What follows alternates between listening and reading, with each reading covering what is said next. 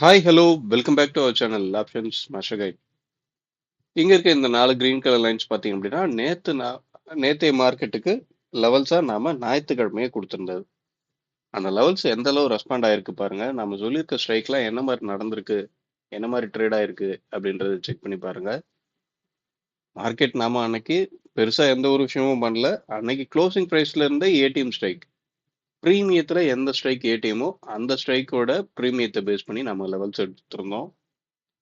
இங்க பாத்தீங்கன்னா market open price 26,333 அங்க ஓபன் பண்றாங்க. ப்ரீவியஸ் டே க்ளோஸ் பிரைஸ்ல இருந்து பாசிட்டிவ்ல தான் ஓபன் பண்றாங்க. அதே நேரத்துல ப்ரீவியஸ் டேவோட ஹை 40 தான். ஒரு 7 பாயிண்ட் டிஃபரெண்ட் தான் இருக்கு. ஹை பக்கத்துலயும் க்ளோஸ் பிரைஸ் பக்கத்துலயும் தான் ஓபன் பண்றாங்க. ஓபன் பண்ணி சடனா ஒரு ஃபால் எங்க வரையும் வந்திருக்கு அப்படின்னா எக்ஸாக்டா நாம கொடுத்திருந்த S1 அந்த ஏரியா வரையும் வந்திருக்கு. அங்க இருந்து சப்போர்ட் எடுத்தவன் ஏற்கனவே வச்சிருந்த ஹை அப்படின்றதே பிரேக் பண்ணியாச்சு. இந்த இடத்துல மார்க்கெட் 350 காலையில ரிஜெக்ட் ஆயிருந்த இடமும் 350 அந்த ஏரியா தான். 350க்கு மேல இருந்தாவே மேல போக தான் வாய்ப்பு அப்படின்றத நம்ம சொல்லியிருந்தோம்.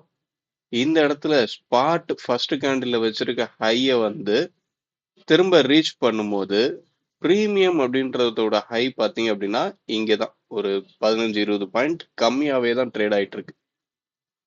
இந்த ஹைய ஸ்பாட் தான் பிரேக் பண்ணிருக்கு, டே ஹைய.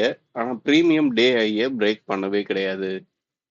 இந்த மாதிரி பிரீமியத்திலையும் என்ன நடக்குது அப்படின்றத நீங்க சேர்த்து பார்க்கும்போது உங்களுக்கு நிறைய விஷயங்கள் தெரியும். தப்பான என்ட்ரிகளை அவாய்ட் பண்ணிடுவீங்க. மார்க்கெட் அந்த ஏரியால இருந்து ரிஜெக்ட் ஆனவன் ப்ரீவியஸ் டே க்ளோஸ் பிரைஸ்லயும் ப்ரீவியஸ் டே ஹையிலையும் ஒரு நல்ல கன்சாலிடேட் கிட்டத்தட்ட ஒரு 1.5 மணி நேரத்துக்கு. அதுக்கடுத்து ப்ரீவியஸ் டே ஹைல ரிஜெக்ட் ஆனவன் டைரக்டா நாம கொடுத்திருந்த S2 அங்க வந்தாச்சு. திரும்ப அங்கிருந்து ரெக்கவரி ஆனவனும் S1ல ரிஜெக்ட் ஆகி திரும்ப இப்போ அதுக்கு கீழவே முடிச்சிருக்கு. நம்ம அதை தாண்டி செல்லிங் ப்ரெஷர் அப்படின்றது 26,280 அந்த ஏரியால இருக்குன்னு சொல்லியிருந்தோம். அந்த ஏரியாவும் அந்த ஏரியாவுக்கு கீழே வந்து தான் இப்போ க்ளோசிங் ஆயிருக்கு. ஸோ இன்னைக்கு என்ன நடக்குது அப்படின்றத செக் பண்ணி பார்ப்போம். கூடவே இன்னைக்கு உண்டான லெவல்ஸ், இன்னைக்கு உண்டான ப்ரீமியம் சப்போர்ட் இதெல்லாம் எங்க இருக்கு, என்ன நடக்க வாய்ப்பு அப்படின்றதெல்லாம் அடுத்து பார்ப்போம். ஓகே, இன்னைக்கு உண்டான லெவல்ஸ் மார்க் பண்ணியாச்சு. என்ன அப்படின்னா 26,349, 26,800, சாரி 26,289, 26,189, 26,150. இதுதான் நாம இன்னைக்கு உண்டான லெவல்ஸா எடுத்திருக்கோம். இந்த லெவல்ஸை தாண்டி பிரீமியம் அப்படின்றது என்ன சொல்லுது அப்படின்னா மார்க்கெட் 26,300 இந்த ஏரியா ஒரு நல்ல சப்போர்ட்டா செயல்படுறதுக்கு உண்டான வாய்ப்பா இப்ப தெரியுது. ஆனா இப்போதைக்கு நமக்கு க்ளோசிங் அப்படின்றது அதுக்கு கீழே தான் இருக்கு. ஸோ ஓப்பன் என்ன நடக்குது 300, 26,300 இதுக்கு மேல நின்று பிரீமியம் சப்போர்ட் அப்படின்றது கால் சைட் கிடைச்சது அப்படின்னா தொடர்ந்து ஒரு அப்சைட் மூவ்மெண்ட் கிடைக்க வாய்ப்பா மாறும். இதுக்கு கீழே இருந்து இந்த 26,300 புட்ட ஐடிமாவே வச்சிருக்காங்க அப்படின்னா தொடர்ந்து ஒரு நல்ல டவுன் சைட் மூவ்மெண்ட் கிடைக்கக்கூடிய வாய்ப்பா இருக்கு. அது எது வரையும் அப்படின்னா 26,050 இந்த ஏரியா வரையும் ரீச் பண்ணக்கூடிய வாய்ப்பு இருக்கு. சரிங்களா? இன்னைக்கு எக்ஸ்பைரி டே. இந்த எக்ஸ்பைரி டே இன்னைக்கு என்ன ஆக போகுது அப்படின்னா இன்னைக்கு இருக்கிற டைம் வேல்யூ மொத்தமும் 0 ஆக போகுது. இந்த டைம் வேல்யூ 0 பண்றதுக்கு தான் இந்த ஆப்ஷன் செயின் ரன் ஆகுது அப்படின்றத மட்டும் நீங்க புரிஞ்சுக்கணும். அதை எப்படியெல்லாம் பிரைஸ் மேட்ச் பண்ணி 0 பண்றாங்க அப்படின்றத அண்டர்ஸ்டாண்ட் பண்ணுங்க. சரிங்களா? இந்த ஸ்ட்ரைக்குங்க என்ன மாதிரி ட்ரேட் ஆகுது, 300க்கு மேல இருக்கிற வரையும் அப்சைட் மார்க்கெட். மார்க்கெட் 300க்கு மேல இருந்து அங்க இருந்து 300க்கு கீழே வந்து 300 புட்ட ஐடிமா மாத்துறாங்க. அதாவது ஃபர்ஸ்ட் மார்க்கெட் 300க்கு மேல போய் 300 புட்ட ஓடிஎம்மா மாத்திட்டு, நான் சொல்றது எல்லாம் பிரீமியத்திலையும் சேர்ந்து நடக்கணும்.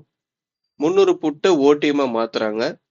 ஓடிஎம்மா மாத்தின புட்ட திரும்ப ஐடிஎம்மா மாத்துறாங்க அப்படின்னும் போது அந்த இடத்துல தான் ஒரு வீரியம் அப்படின்றது கிடைக்கும். 300க்கு கீழே 300க்கு மேல போன மார்க்கெட் திரும்ப 300க்கு கீழே வருது அப்படின்னா நல்ல ஒரு டவுன் சைட் மூவ்மெண்ட் அப்படின்றத எக்ஸ்பெக்ட் பண்ணலாம். இந்த ஒரு விஷயம் நடக்குதா இல்லையா அப்படின்றத இன்னைக்கு பார்ப்போம். ஏடிஎம் ஸ்ட்ரைக் பார்த்தீங்க அப்படின்னா பிரீமியம் அப்படின்றது ரொம்பவும் கம்மியா இருக்கு. 50 பாயிண்ட் தான் இருக்கு ஏடிஎம் ஸ்ட்ரைக்ல பிரீமியம் அப்படின்றது. இந்த 50 பாயிண்ட்டை கரைக்கணும் அப்படின்னா பெரிய மூவ்மெண்ட் கொடுக்கணும்லாம் அவசியமே கிடையாது. ஆனா மூவ்மெண்ட்டே இல்லாம போயிடும் அப்படின்ற மாதிரிலாம் நான் சொல்ல வரல. மூவ்மெண்ட் இல்லாமயே இந்த 50 பாயிண்ட் பிரீமியத்தை ஈஸியா கரைக்க முடியும். அது நிறைய நாட்கள்ல அந்த மாதிரி நடந்திருக்கு. இன்னைக்கும் அதே மாதிரி நடக்கிறதுக்கு உண்டான வாய்ப்பு இருக்கு.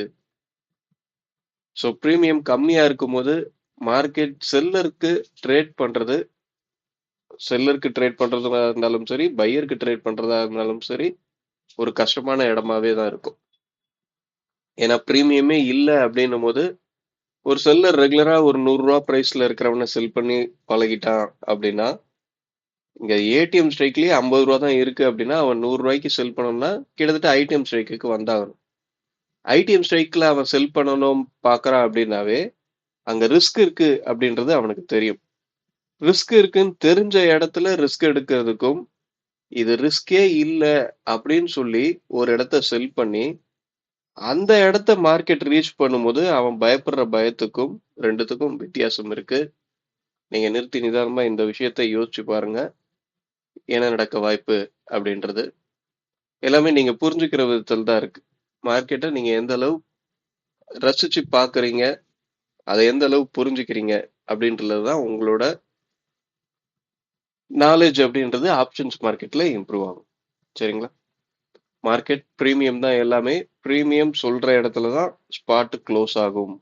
அந்த பிரீமியத்துல என்ன நடக்குது அப்படின்றத செக் பண்ணி பாருங்க. ஓகே, வீடியோ பிடிச்சிருந்தா லைக் பண்ணுங்க. ஆப்ஷன் ட்ரேடிங் பண்ற உங்க நண்பர்களுக்கு ஷேர் பண்ணுங்க. மீண்டும் அடுத்த ஒரு வீடியோவில் சந்திப்போம். தேங்க்யூ, பாய்.